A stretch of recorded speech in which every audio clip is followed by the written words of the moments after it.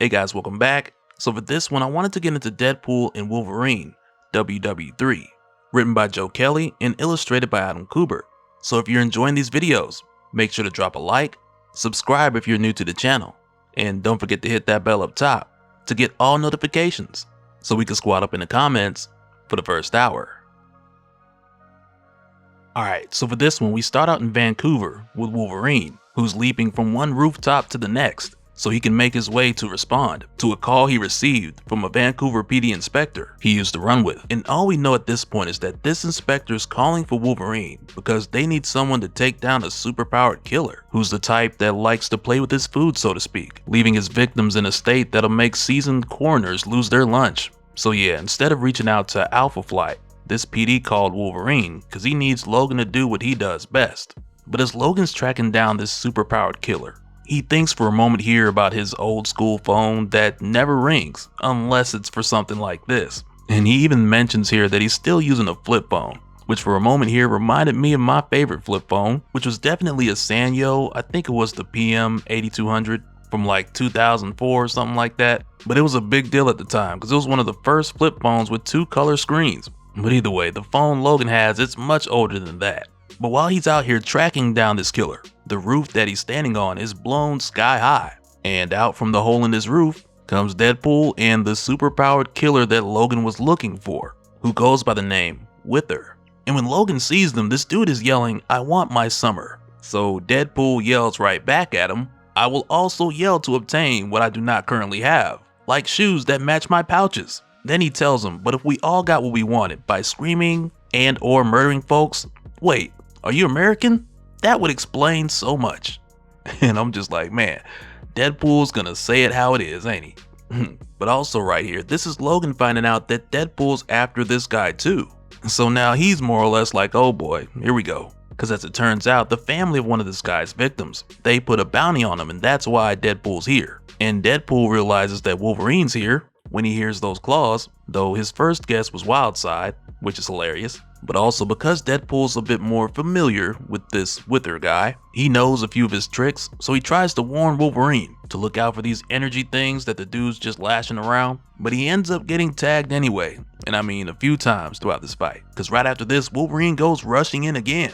And Deadpool warns him, he's like, "Hang back, Uncanny DeVito," just before Wolverine smacked again and knocked right back over. But for a brief moment here, this gives Deadpool the opportunity to explain to Wolverine the reason why they should probably work together. Because he tells Wolverine, think the tentacles absorb energy from covalent atomic bonds and turn them into physical strength. Because it's either that, or he's a squid that got bit by a radioactive serial killer.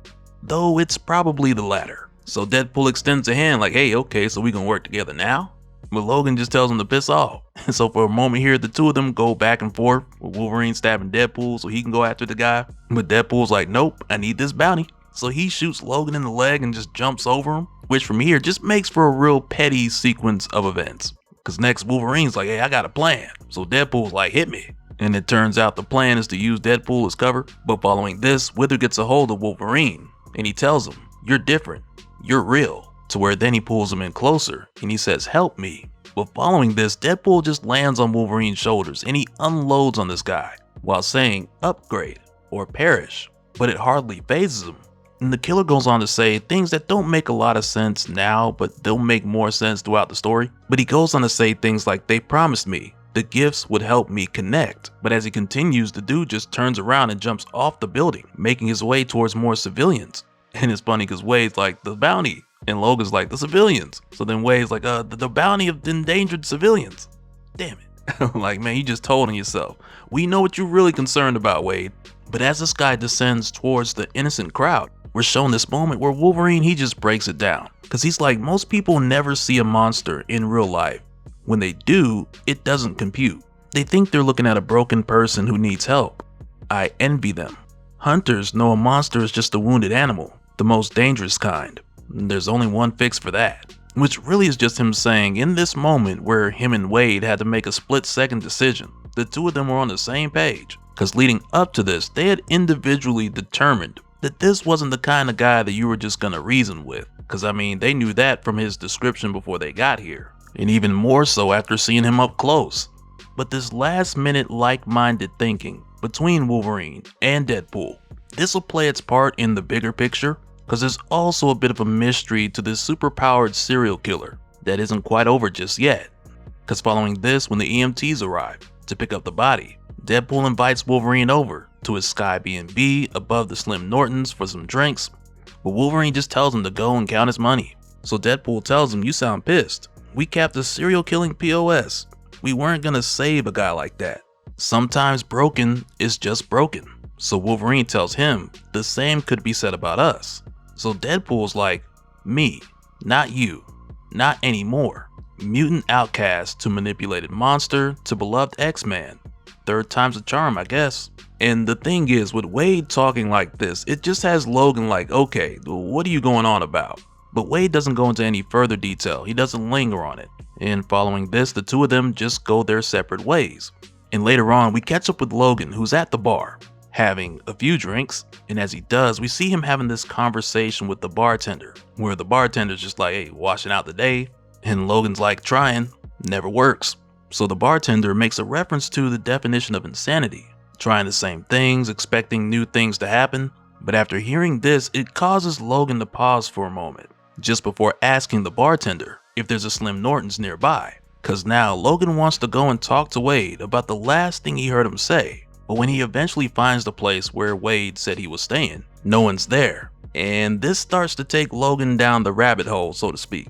Cause Logan also has reason to believe that Wade knows who gave that superpowered serial killer his abilities. Cause now it's not seeming like so much of a coincidence that Wade knew how that guy's powers worked, but also with Logan coming here, even though Wade's already gone, he gets extremely lucky by finding Wade's burner phone that's not exactly burnt just yet, almost as if Wade wanted Logan to find it and use it to follow him.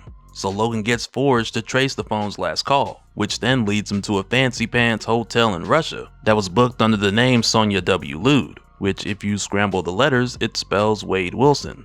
And as it turns out, this room was said to be shared with a guest by the name of Ernie Wolf, which more obviously is Wolverine. And with coming here, Logan's not exactly sure just yet what to make of it. But so far, the breadcrumbs have been so obvious that he knows he's clearly on the right track. But not long after he enters this hotel room, a bright light shines in from the window, followed by a ton of soldiers crashing in who are clearly enhanced humans. And Wolverine's able to tell because these guys carry a similar scent to the killer him and Wade put down in Vancouver. But when these dudes show up, they make it very clear that this isn't a capture mission. So in a very appropriate response, Wolverine does what he does best, which essentially is him letting his monster out as he cuts down every last one of these guys. But as soon as he's done, he's soon after greeted with a slow clap coming from a stranger who addresses Logan by his name while asking him if he's ever been to the Bolshoi. And as the stranger approaches, he tells Logan that his performance puts them to shame as he approaches with a mysterious invitation. But for Logan, what just happened here, this wasn't a performance. So he strikes this dude down and takes the invitation.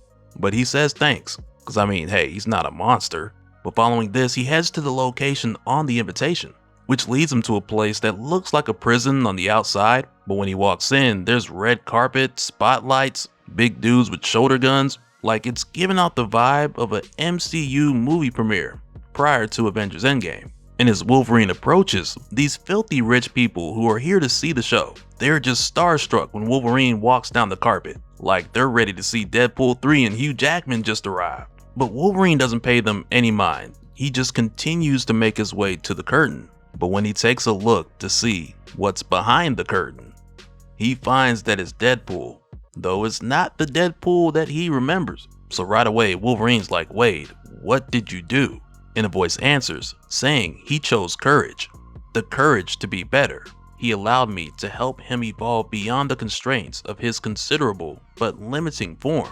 And it's right here where Wolverine remembers Wade telling the killer in Vancouver, upgrade or perish. So Wolverine goes in closer to check on him, only for Wade to jump forward with a blade coming out of each arm.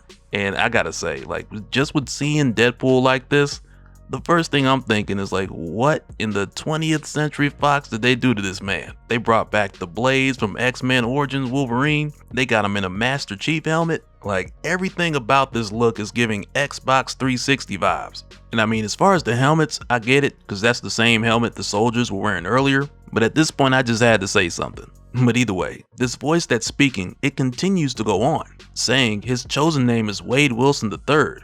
And I mean, WW3 makes sense. But he goes on to say, "Third time's a charm," were his last words, before he was sedated. Perhaps you can explain the reference, if you can spare the breath. You followed him for a reason. Were you friends? Rivals? Either way, no one truly knows what another is capable of when faced with the opportunity to transcend. And at this point for Logan, he's trying to get Wade to snap out of it, but after getting sliced and diced repeatedly, he warns Wade that he's about to start cutting back, only for Wade Wilson III to respond by saying, "I'm going to kill you." And this whole time, mind you, these rich people are just watching and clapping and enjoying the show. But right here, the voice comes back saying, "Becoming number 205A begins now. Observe, friends, this is the power of change." To where next the door opens and these two are sent off to fight to the death.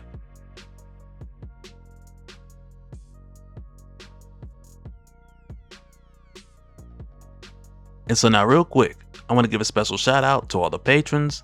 Thank you guys for all of your support. And for anyone who's new here who wants more information on how to support the channel, I got a link below where you can go to patreon.com/dopespill. But that'll do it for this one, guys. Let me know your thoughts down in the comments below, and we'll do it again on the next one. Alright, later.